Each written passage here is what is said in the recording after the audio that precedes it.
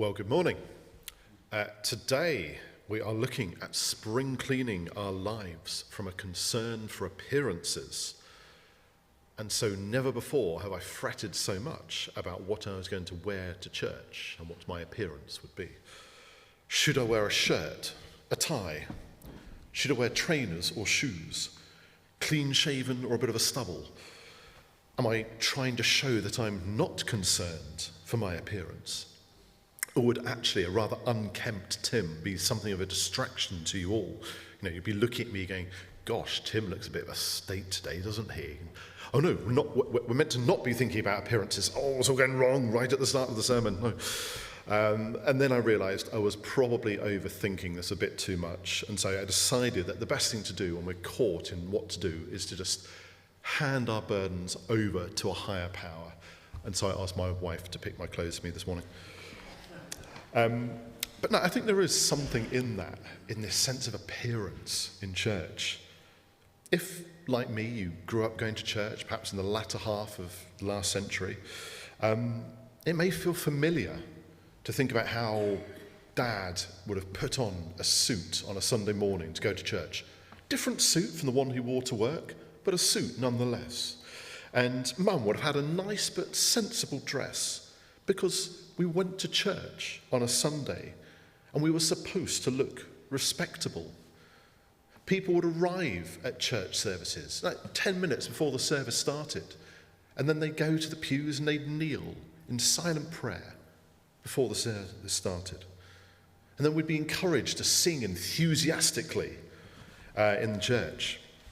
And so it felt to me, growing up, that church was very much about displaying that you were going to and were at church. And you were doing everything in a very prescribed format. And yet, here we are, thinking about most definitely not keeping up appearances. It's important, I think, to read Matthew chapter 6, part of which we had read to us earlier, in the context of what Jesus actually said beforehand in Matthew chapter 5. His insistence that he did not come to abolish the law, but to fulfill the law.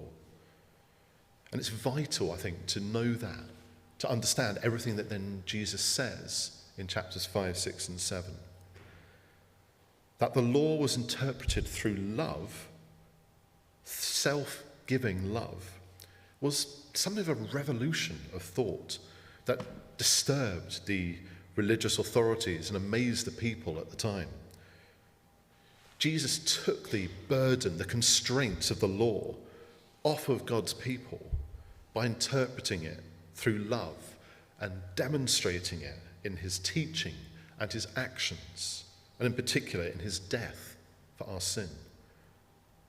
At the Sermon on the Mount, something of a revolution begins. Jesus speaks about several topics in Matthew chapter 6. The first three, the ones we're thinking about today, giving, prayer, fasting, were all common practices for showing devotion to God.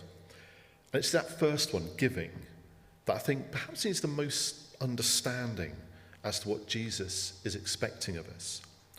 He says, "But when you give to the needy, do not let your left hand know what your right hand is doing, so that your giving may be in secret. Then your Father, who sees what is done in secret, will reward you." And I thought, yeah, that's all well and good, but surely giving to the needy isn't particularly effective if no one knows about it. Imagine if we ran Grapevine here at Christchurch, or the CAP Debt Centre at St John's, but we didn't tell anyone about it. So many lives would not be reached by the good work that is being done through these projects and initiatives. The key thing here, I feel, is what Jesus says right at the start of the passage we had read to us. He says, "Be careful not to practice your righteousness in front of others to be seen by them. If you do, you will have no reward from your Father in heaven." Righteousness, this concept, is something we talk a lot about in sermons. It's moral rightness and acceptability, especially before God. It points to a person's holiness and purity in heart and actions, their desire to be godlike. Practicing righteousness is a really important thing for us to do. It's fulfilling the law, and it benefits others. It's something which is often done with other people looking on, or at least being aware of. We just need to be sure it isn't done because others are looking on. That is Jesus' point. And if that is the case, that we're doing it for that, then we can expect to receive no reward from our Father who is in heaven.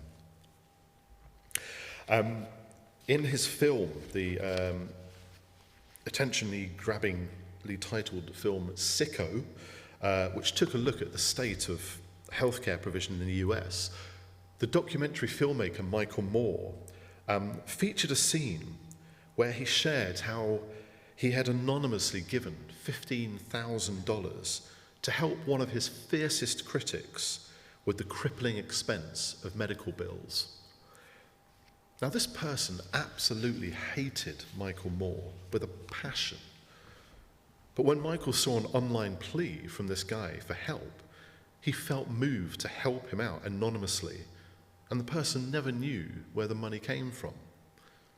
What a nice act, isn't it? Except, millions of people have seen that film and now know that Michael Moore had anonymously donated the money. It doesn't have quite the same ring, does it? I think giving with the motive of being seen by others will always have a sense of reward. Plenty of companies' charitable giving is done with the purpose of being seen, to give exposure to the company doing the giving and to bring fame and notoriety to its owners. And it can be a good thing that the ability to give generously, even if it's for status, is still enabled. But sometimes you can't just help but question just how altruistic the reason is for giving. Giving with the intention of being done secretly or in secret, not by notifying the world around you, has reward too. The reward in the first instance is that you're seen by people. You go, I'm giving, look how great I am, and people see it. But the reward in the second instance is that you give secretly, but are rewarded by our Father in heaven, who sees in secret, says Jesus. The promise of future glory is our reward. Now, the concept, the idea of reward is not something to be dismissed as if it were only a non-Christian transactional means of living. It matters that we are rewarded for what we do, for our actions, be they good or bad. The pursuit of reward, be it in serving others, in relationships, finances, workplace advancement, increased productivity, is what motivates us often and fulfills us, and it has the potential to make for a better world. But are we doing it just to blow our own trumpet? I think that description that Jesus refers to, the people blowing trumpets with fanfare to highlight their giving, is a great illustration of the motive of people who give purely for the benefit of gaining attention by doing so. I wonder if sometimes we shouldn't have our own little trumpets with us, that we have to blow every time we try and do something that's purely for our own glory and kudos, rather than because it's what God has called us to do. Imagine in a church service and the collection plate is passed round in the final hymn, and you'll think, I've got a note that I'm going to put in, everyone's going to see me do this. And, it comes around, oh Lord my God. That would be a bit of a shock. Imagine you had to do that every time you do something purely for your own glorification things. I'm going to buy a copy of the big issue from this person outside Waitrose. Hello, how are you? I think everyone coming out to Waitrose would be kind of shocked about what's going on. I think very quickly, if we were made to do something like that, we'd stop trying to do things purely for our benefit and focus more on the benefit of others. I feel I should also cut Michael Moore a rather large amount of slack regarding his donation of money, because in the course of making his documentary, he was so moved by what he believed to be the appalling unaffordability of healthcare in the United States that he felt moved to do what he could to help others, and even more so, to help someone who he no doubt found it incredibly hard to show generosity and love to. And yet he did. And he did it also to raise the issue of what he felt was healthcare poverty in the US. As with giving, prayer is something done not to be seen and admired by others, but for a different reward, a response from our Father. I'm sure some of us here, over the course of our lifetimes, have come across people, or that one person who always prays so dynamically in a prayer meeting or in church. And at first it's great, but when they get to like the 10-minute mark and they're still going, you do wonder after a while if they're actually just having a very public, personal conversation with God, which is going off on numerous tangents, and you've forgotten what you originally were praying for. Jesus says, no, you don't need to pray like that publicly. Save the long chat for when it's just God and you, and you've got the time to do that. And when we're petitioning God, when we're asking God for things, for help, it doesn't need endless repetition, says Jesus. He doesn't have to be bombarded with repetitious prayers, as though the more words we say will somehow force the issue up the priority of prayers that God receives, which is something which can be typical of religions that rely on formulas, rituals, and carefully crafted words to curry the favour of the gods. We speak to God as our Heavenly Father, who listens to us, not as a God who has to be appeased.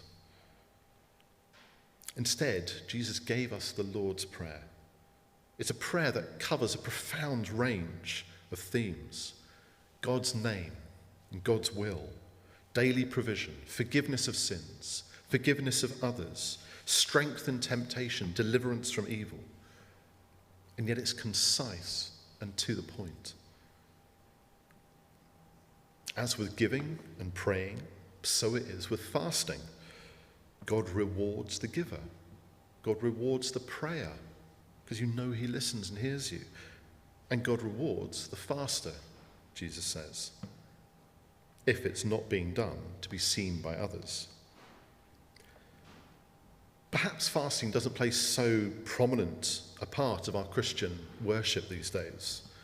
We're more likely to fast for dietary reasons. But it's still the case that fasting was a very effective act of Christian devotion. Now, fasting can, by nature, be a little arduous and can have the consequences of making us look maybe a little under weather.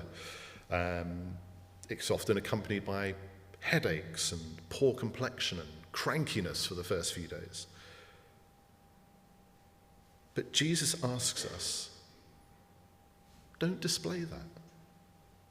He says, don't do it. Instead, by washing, looking fresh, smelling good, you're not drawing attention to yourself for fasting. The point he makes is that you don't make a point of appearing as though you are fasting. Fasting is a time to focus on God in a deep, distraction-free way. And it's also not an easy thing to do.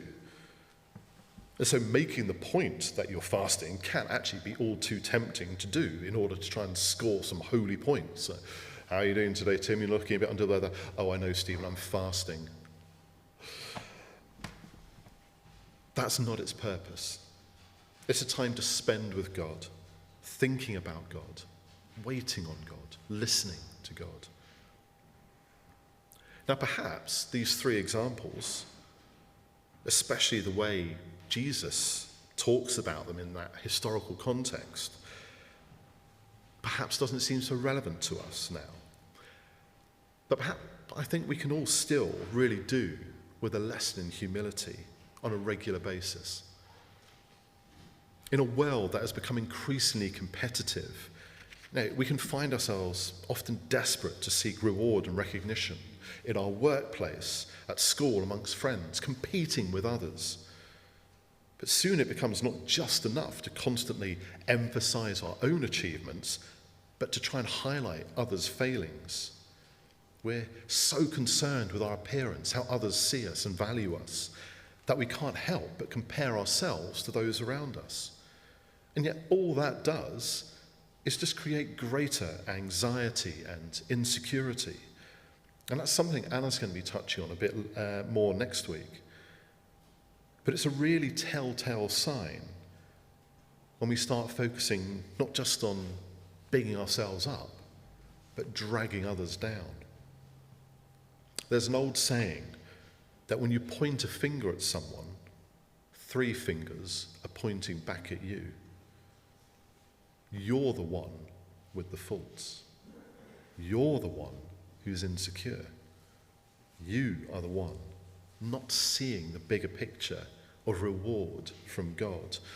You're the one not living a life to the full as God would have us do. A life lived to the full isn't one that is caught up in appearance. There are so many people who find themselves trapped in living this kind of false life nowadays. Social media dominates so many people's lives.